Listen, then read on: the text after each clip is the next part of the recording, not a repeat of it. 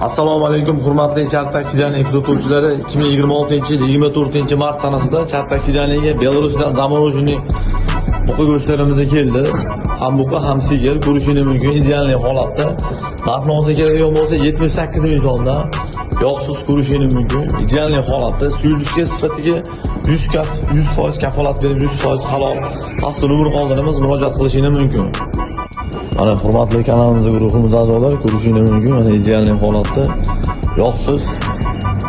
Bu Pokistondan farq qiladi. Ko'rishingiz mumkin ideal holatda. Hamma taklif qilib qolaman. Murojaat qilishingiz mumkin. Kommentariyalarni o'qib chiqamiz. Buni endi o'zlaringdan yemasanglar kerak. Surqash 200 ming bo'lsa ham svej go'sht yeydi.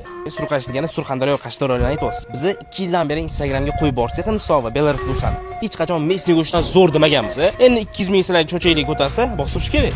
Brat, Hindistondan mol go'sht yeyishmaydi va so'ydirishmaydi. Ular uchun mol juda ham ulug'. Aldamang deb yozibdi. Men videoni da bitta ko'ring. Hindistonda mol go'shti yeydiganlarni diqqatiga mana. Shu yerda mana moldan musulmonlar turadigan bu hudud bo'lgani uchun mana shunaqangi mol go'shtlarini ham sotishadi so'yib. O'rtoqlar, hamma joyda mol go'shti yeyilaveradi, bir xil. U kinolarda Ganga daryosi oldida o'liklar yoqiladigan joyda musor tutib yurgan mollarni kim ko'rgan? Endi ko'chada ovqatlanmaymiz.